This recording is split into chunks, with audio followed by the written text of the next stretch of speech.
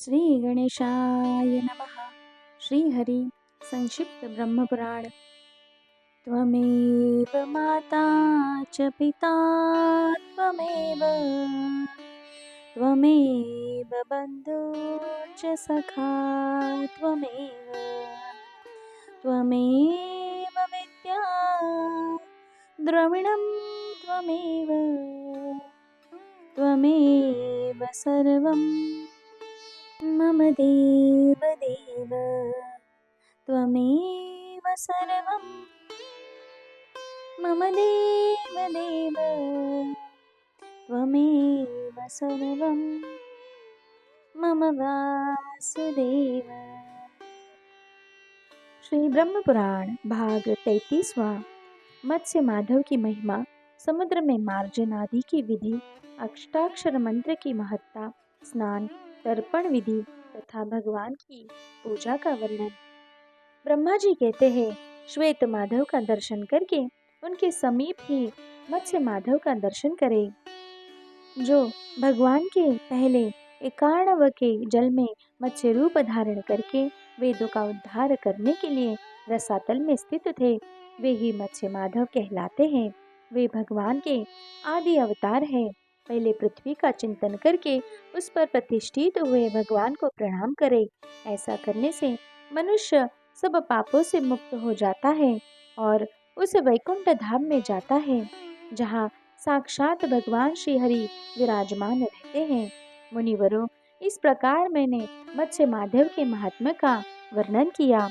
मुनियों ने कहा, भगवान, समुद्र में जो मार्जन और स्नान दान आदि किया जाता है उसका फल बताइए। ब्रह्मा जी बोले, मुनिवरों, मार्जन की विधि सुनो। मार्कंडेय ऋद का स्नान पूर्व काल में उत्तम माना गया है। विशेषतः चतुर्दशी को उसी में किया हुआ स्नान सब पापों का नाश करने वाला है। समुद्र का स्नान सब समय उत्तम होता है। विशेषतः पूर्णिमा को उसमें स्नान करने से अश्वमेध यज्ञ का फल मिलता है। मार्कंडेय ऋद, अक्षय वट, श्री कृष्ण, बलराम, समुद्र तथा इंद्रद्युम्न ये पुरुषोत्तम क्षेत्र के 5 तीर्थ है। जब ज्येष्ठ मास की पूर्णिमा को ज्येष्ठा नक्षत्र हो, तब विशेष रूप से तीर्थराज समुद्र की यात्रा करनी चाहिए। उस समय मन, वाणी और शरीर से शुद्ध हो, भगवान में मन लगाए रखे और कहीं मन को न ले जाए। सब प्रकार के द्वंद्वों से मुक्त रहे, राग और द्वेष को दूर कर दे। कल्पवृक्ष वट बहुत रमणीय स्थान है। वहाँ स्नान करके एकाग्र चित्त से 3 बार भगवान जनार्दन की परिक्रमा करें। उनके दर्शन से 7 जन्मों के पापों से छुटकारा मिल जाता है। प्रचुर पुण्य तथा अभिष्ट गति की प्राप्ति होती है। प्रत्येक युग के अनुसार वट के नाम और प्रमाण बतलाए जाते हैं। वट, वटेश्वर, कृष्ण तथा पुराण पुरुष ये सत्य आदि युगों में क्रमशः वट के नाम कहे गए हैं।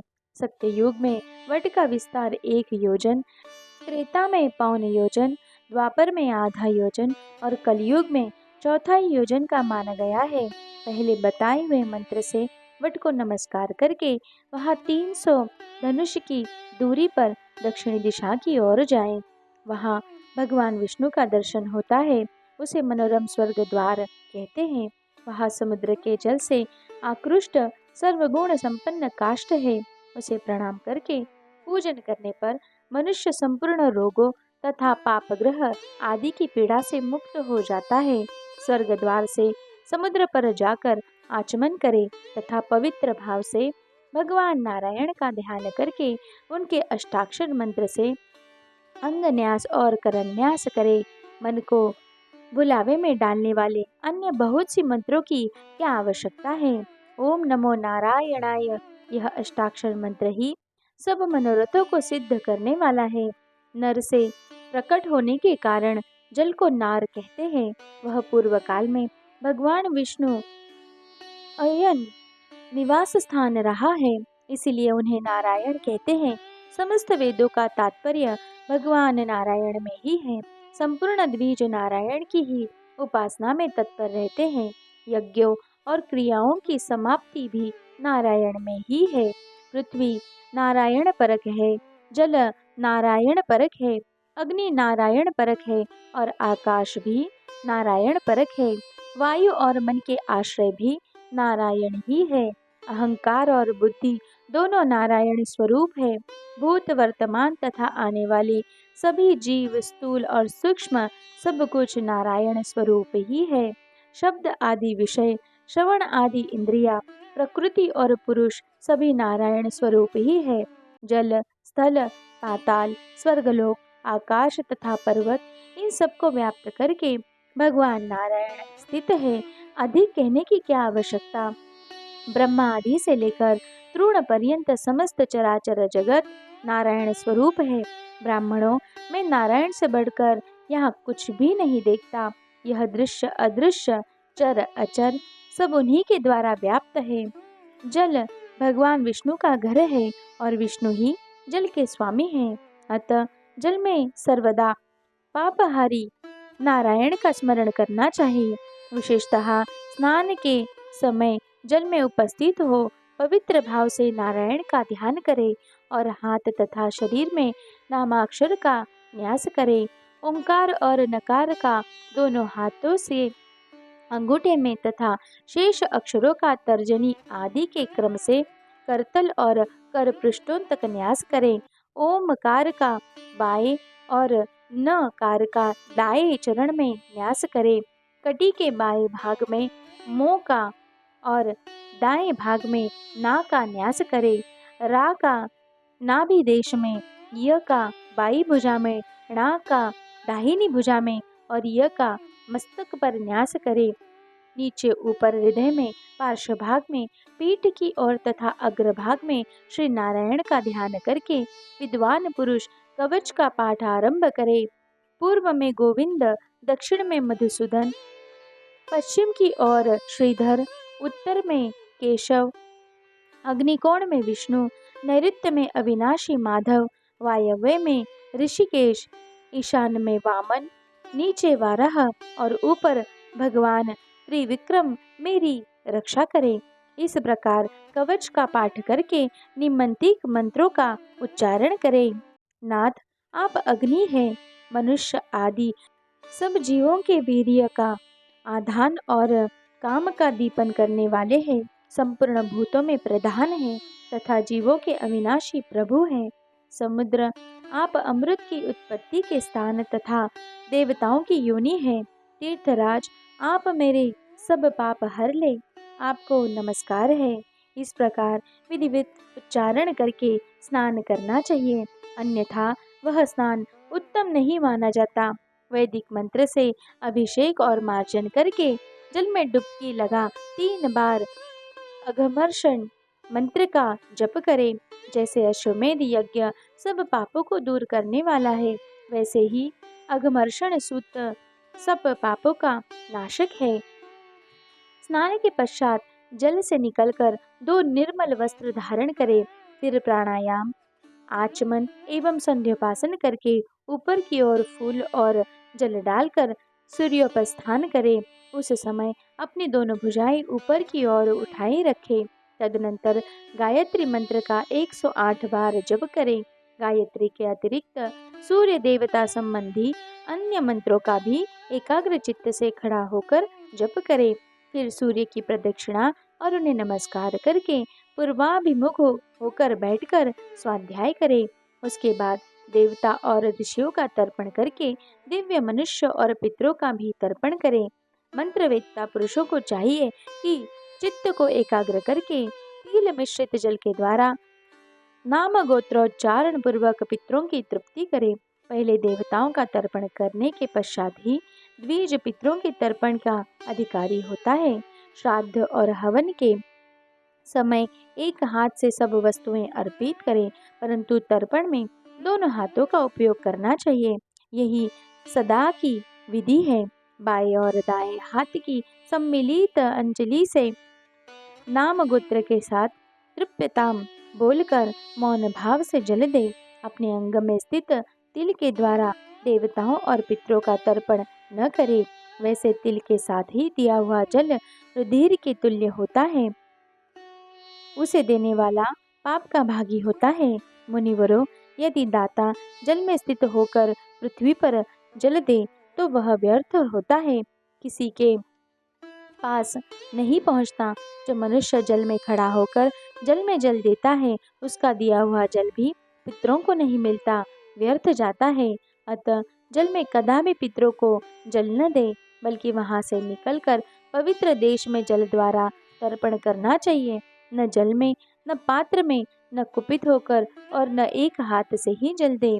जो पृथ्वी पर नहीं जाता वह जल पितरों तक नहीं पहुंचता। मैंने पितरों के लिए अक्षय स्थान के रूप में पृथ्वी ही दी है। अतः उनकी प्रीति चाहने वाले पुरुषों को पृथ्वी पर ही जल देना चाहिए। पितर भूमि पर ही उत्पन्न हुए, भूमि पर ही रहे और भूमि में ही उनके शरीर का लय हुआ। अतः भूमि पर ही उनके लिए जल देना चाहिए। अग्रभाग सहित कुशों को बिछाकर उस पर मंत्र द्वारा देवताओं और पितरों का आवाहन करना चाहिए। पूर्वाग्र कुशों पर देवताओं का और दक्षिणाग्र कुशों पर पितरों का आवाहन करना उचित है।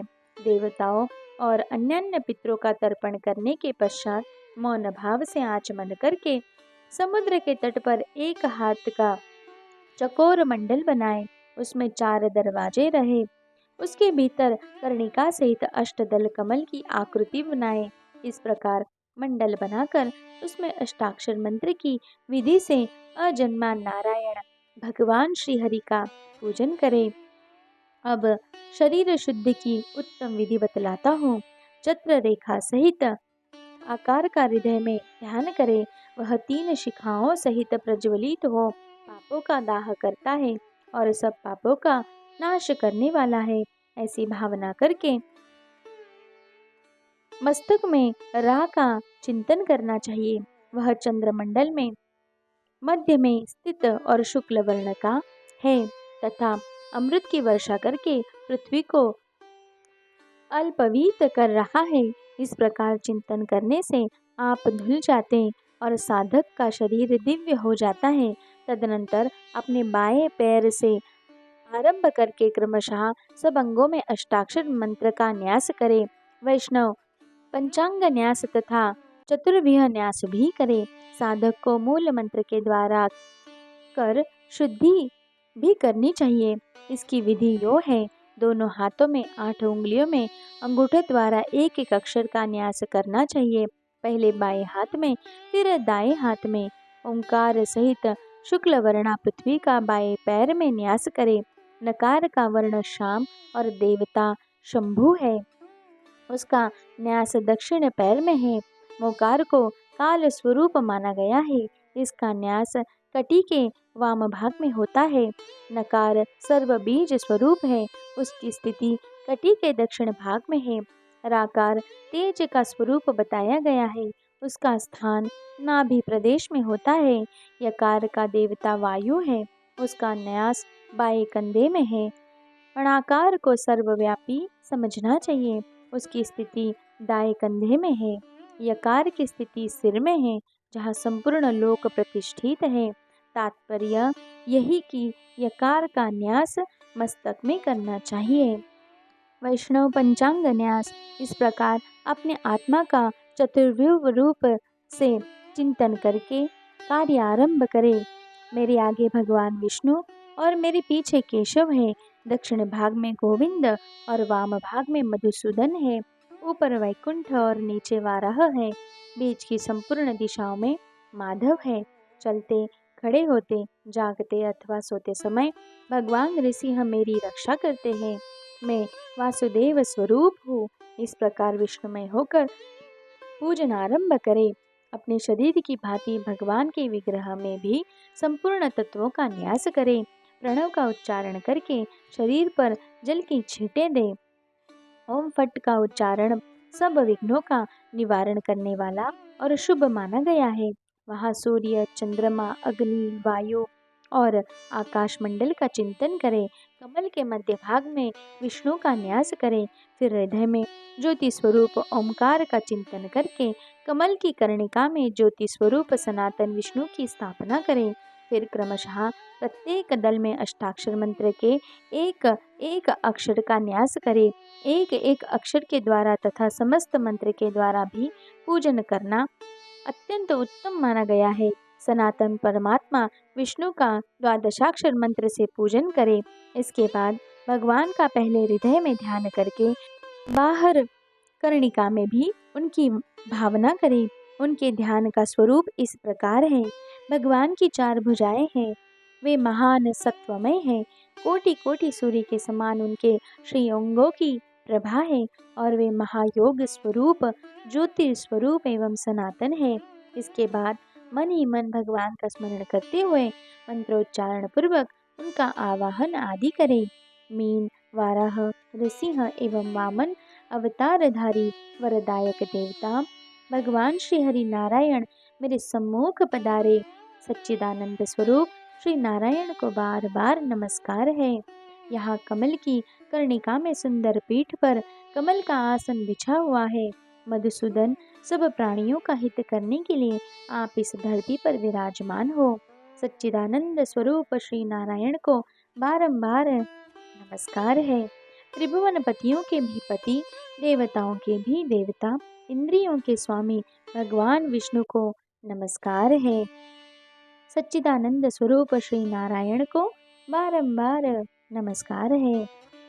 देव पद्यनाभ सनातन विष्णु कमल नयन मधुसूदन, आपके चरणों में यह पाद्य यानी पाव रखने के लिए जल समर्पित है, आप इसे स्वीकार करें।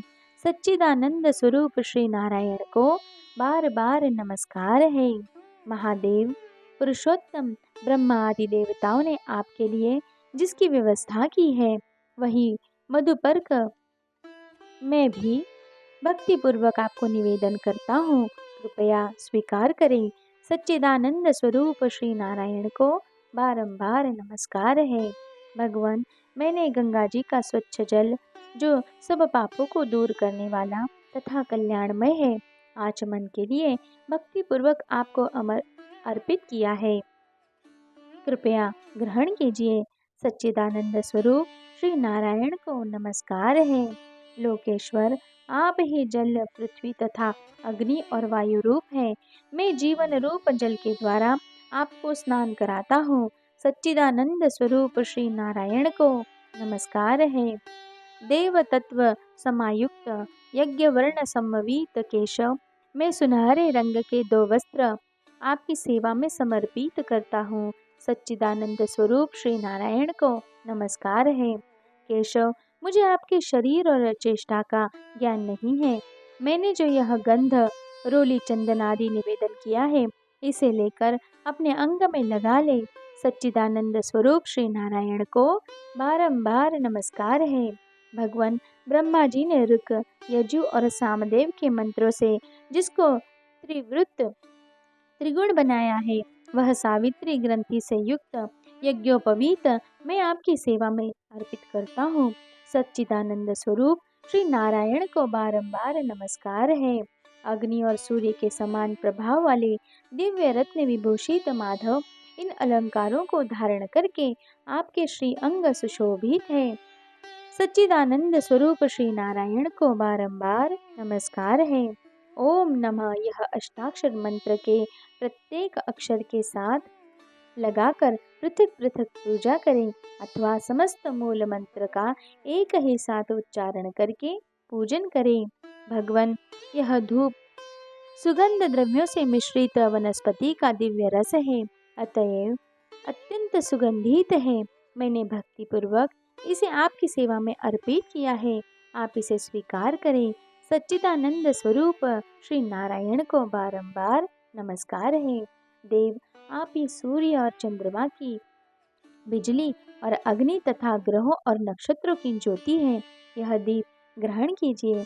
सच्चिदानंद स्वरूप श्री नारायण को बारंबार नमस्कार है। केशव, मैंने मधुर आदि 6 रसों से युक्त 4 प्रकार का भक्ष, भोज्य, लेह्य, चोष्य अन्न आपको भक्ति पूर्वक समर्पित किया है, आप यह नैवेद्य ग्रहण करें।